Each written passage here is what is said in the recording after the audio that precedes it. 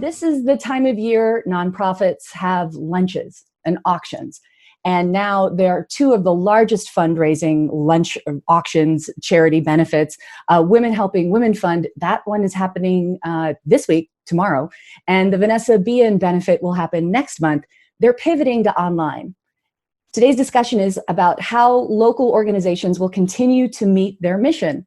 And leading the topic is Emma Epperly from the Spokesman-Review.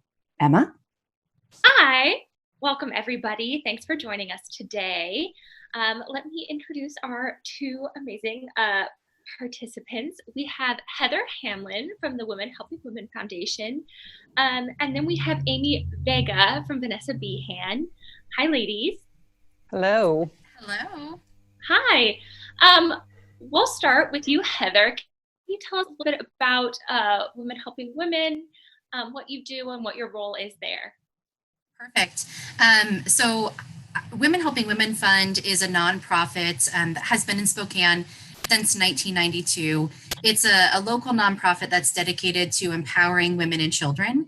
So with donor support, we're able to award grants for local programs, scholarships to young mothers, and then research to inform and affect policy that's impacting women and children.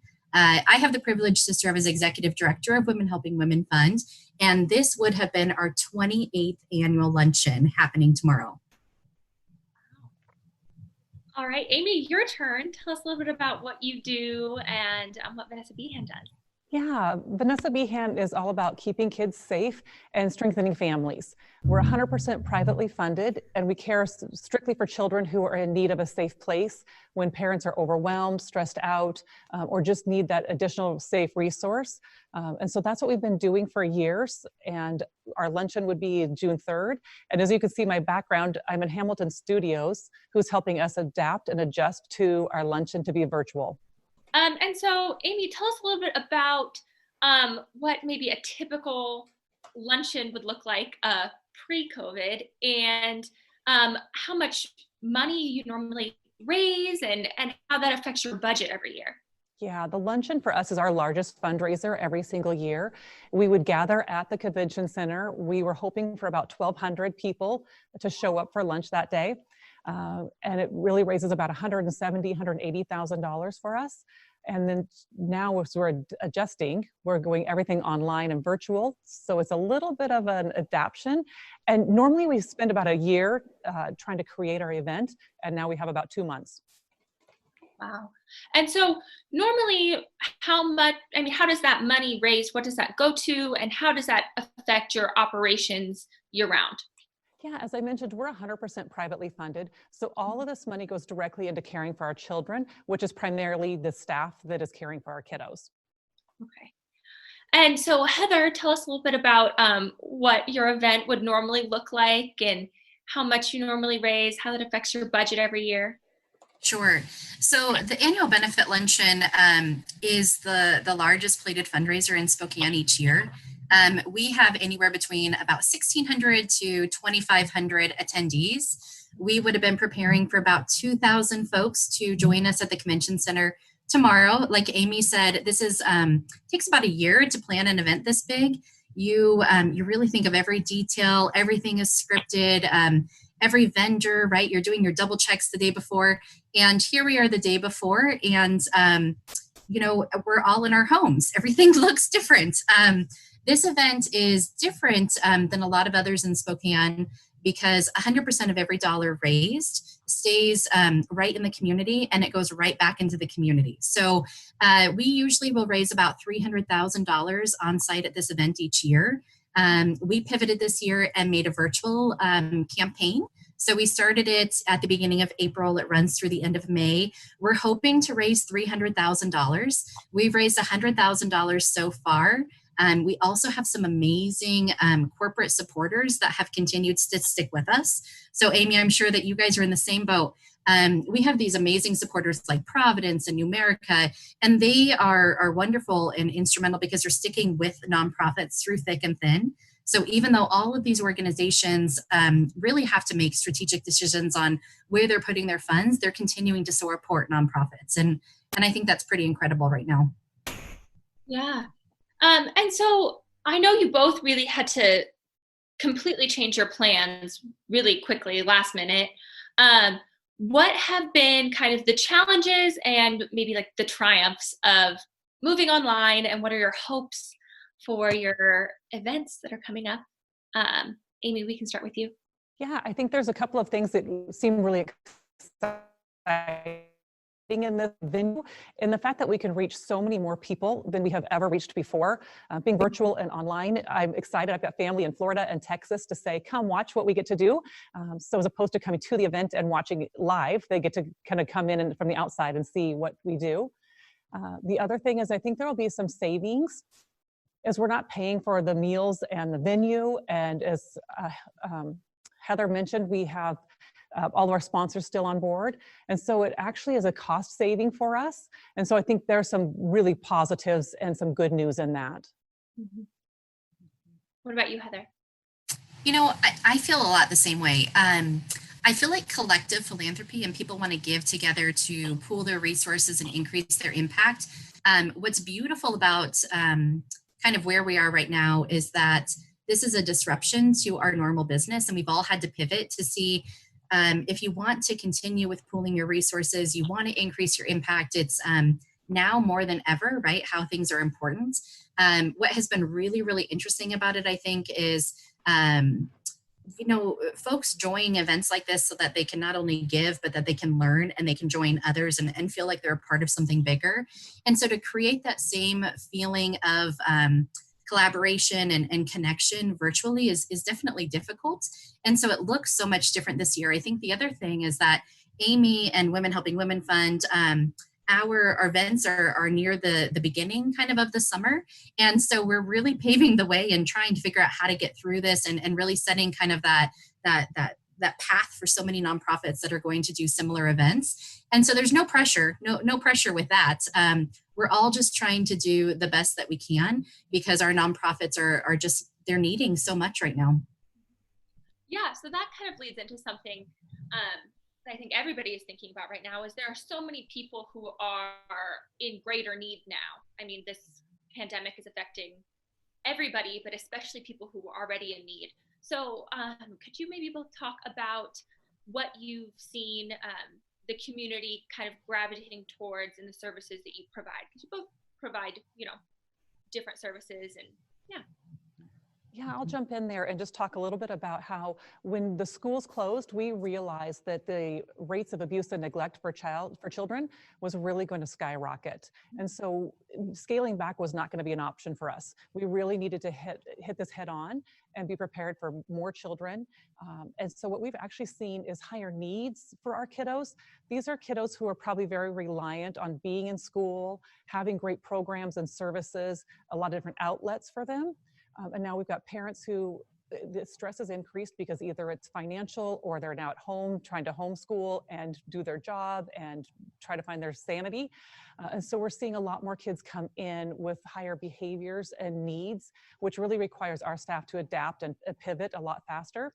And so it's been really important for us to be able to say yes to older children, to children with behavioral needs, with medication needs, and just really wrap our arms around them in a way that lets them know that everything that's chaotic, they're going to be safe and that we're here to meet their needs, as well as also just helping families know that we're going to be a listening ear for them.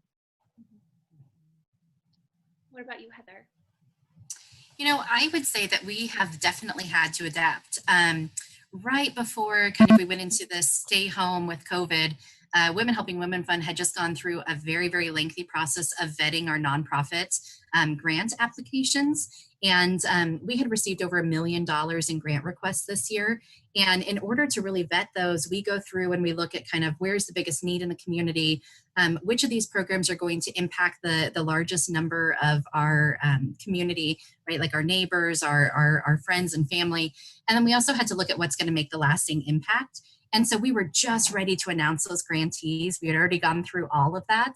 And what's interesting is we will tentatively announce the grantees, and then we host the luncheon to raise the funds. So we're at this really interesting point where we are ready to give out funds, but we haven't actually raised them yet. So our leap of faith is that we chose 11 grantees this year to receive funds. Vanessa Behan is one of them. The work that you're doing is incredibly important. And now it's up to us to really increase that impact so that we can support them. And it's not just with a financial grant. We want to sing it from the rooftops that these 11 grantees that have been selected are doing amazing work in the community. And Women Helping Women Fund, our role is to just work alongside them and to make sure that we can share the good work that they're doing and that we can support them through a grant. And we're proud to support them this year. So I guess supporting one of you is also like supporting the other a little bit, which is exciting this year. I think we should really talk about what you have planned for your virtual events coming up. Heather's is tomorrow, so we can start with you. If people want to attend, how can they do that, and what can they expect? Perfect. So our event is tomorrow. Like I said, we moved to a virtual campaign, so it's not one day. We're really raising funds through the end of May and awarding those funds in June to the nonprofits. So tomorrow, what we were up against is that we had chosen this amazing speaker, Stephanie Lange. She's the author of Made, which is a New York Times bestseller, book club favorite, a Missoula gal, and we were going to welcome her to the luncheon tomorrow. And we wanted to continue to work with her in some way, shape, or form because her message is incredibly timely. It's really relevant. It's a powerful message about poverty and food and housing instability in America and how poverty can look like anybody. It can be your neighbor. It doesn't have to show outwardly, which I thought was a really powerful message. So tomorrow she's joining us on a Facebook Live event. And similar to this, we'll just be having a casual conversation with her. We'll hear about her book is being made into a Netflix series produced by Margot Robbie and John Wells. We'll also be hearing about some of the memories and moments that went into her book. And then just really about how we as a community can support each other through this. What I think is really exciting is that Chris Crocker is going to moderate this with us tomorrow. And it's really going to be a nice casual conversation about poverty in America. And so it sounds like if people want to join in, they can go to your Facebook page. They can go to our Facebook page. You can get the reminder for when we go live tomorrow. And then if you wanted to join the resiliency campaign and make a donation, every dollar adds up, and that can be done also on our page. We have links on our Facebook page, social media, and then on our website, whwfspokane.org. And so Amy, your event is coming up in a few weeks.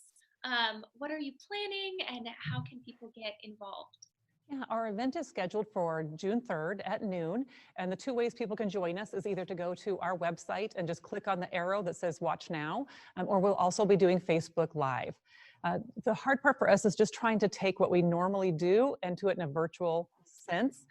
We always do a story of a family talking about how Vanessa Behan has impacted them.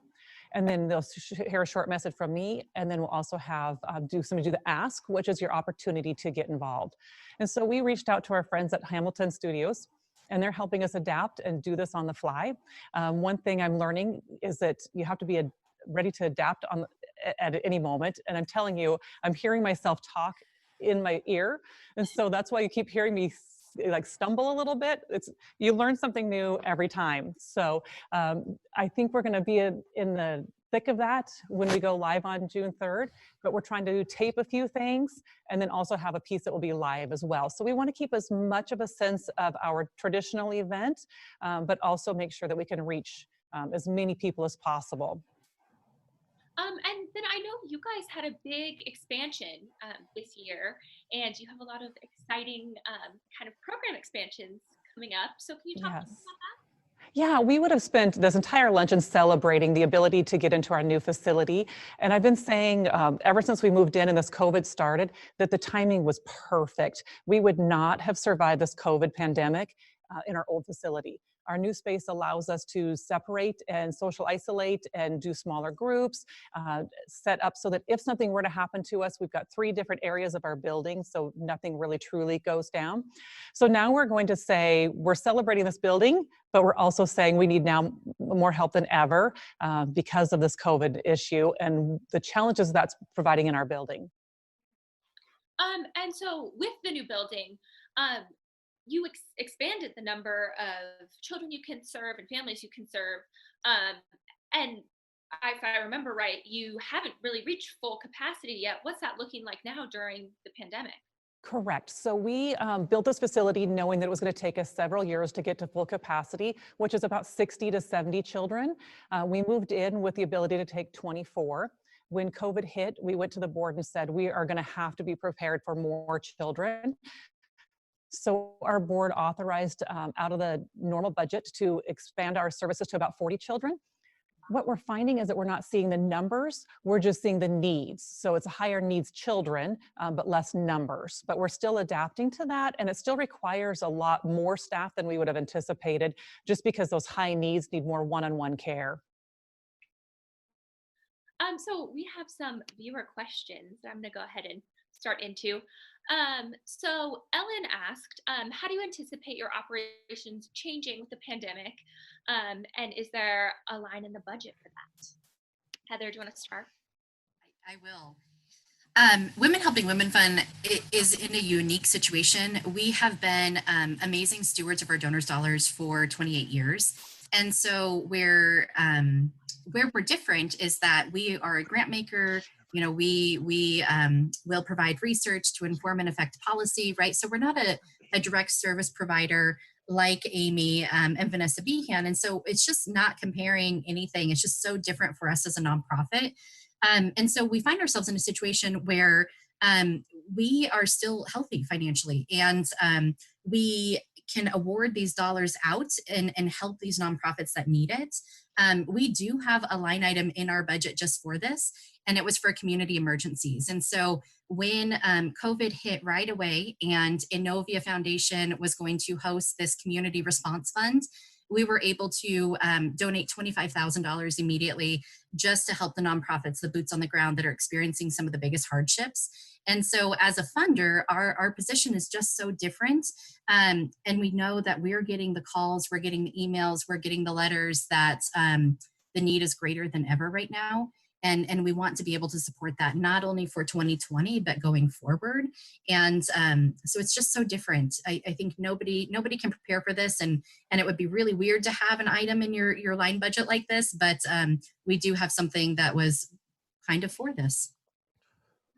That's great. I would just jump in and say we don't necessarily have a line item for that, but our board about 10 years ago really started tucking money away for a rainy day. And so that's what has happened. We've dipped into our reserves and are prepared to do that if we need to as well. We have about 6 months that will help carry us through, and we anticipate we'll be using quite a bit of that this year. Yeah, and so I think that's something else that we haven't quite touched on yet is I think, you know, it's harder to create a human connection online than it is in person. And at a lot of these luncheons, you both mentioned it's about I lost my sound. And connecting. And so are you worried that you may not get the response that you normally get in person? And what has that stress been like for you guys? Sure. You know, it's definitely a stressful situation. Fundraising in the middle of a global pandemic isn't what anybody set out to do, but helping your neighbors in a time of need is exactly what everybody wants to do, right? So when you pivot and you look at it a little bit differently, this is something that needs to happen. One of my favorite quotes is, if you are blessed with extra, you build a longer table, not a higher wall, right? So that kind of quote. And I think that this is the time where if we're able to donate a little bit to help our friends, our family, our neighbors, and then make sure that it's going to really, really good causes, this is a time that we all dip into, you know, some of our reserves a little bit if we have them, and that we can help others that definitely need it. So building the same sort of connection virtually is very, very difficult.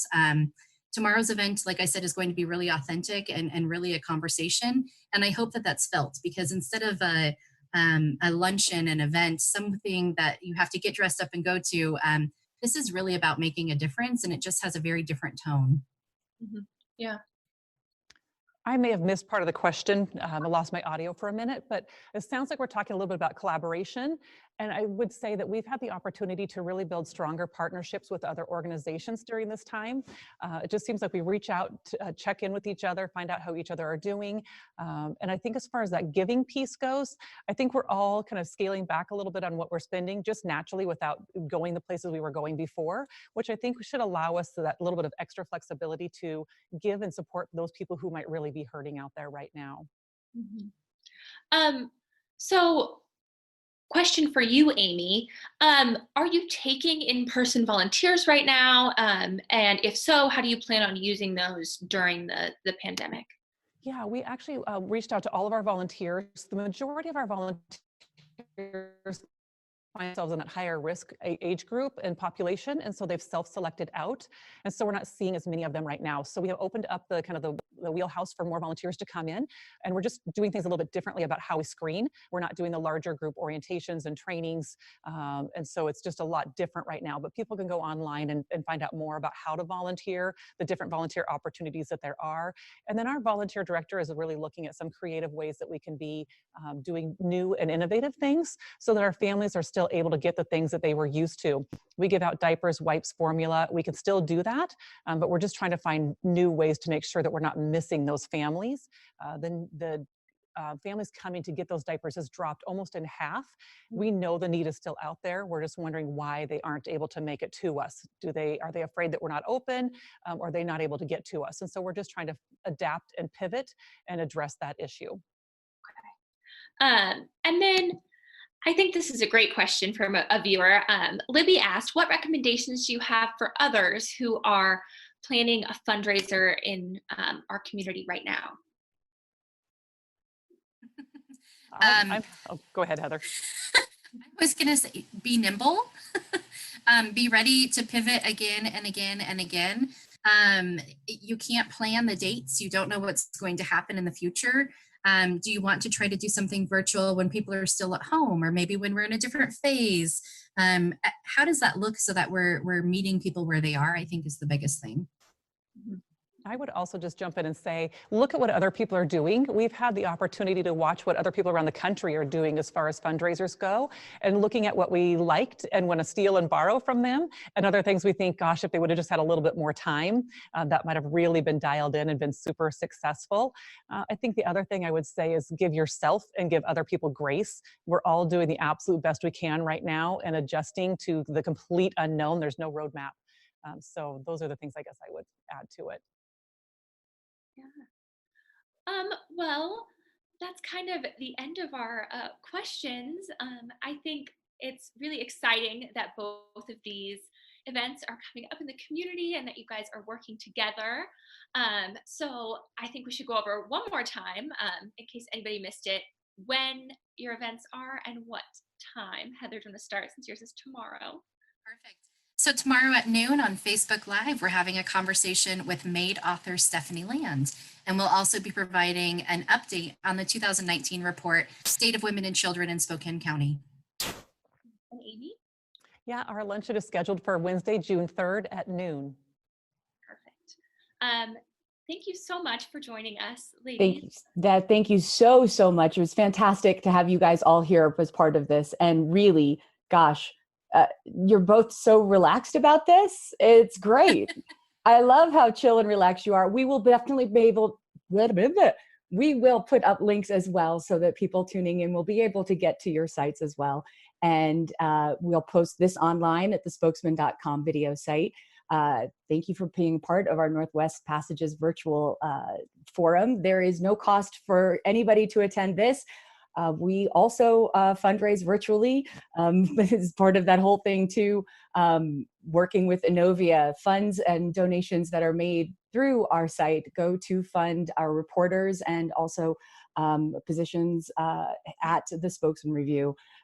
So after you're done donating to the Women Helping Women Fund, and then also the Vanessa Behan Center as well, put $5 over to Innovia for the Spokesman-Review's Northwest Passages Club as well. But thank you again.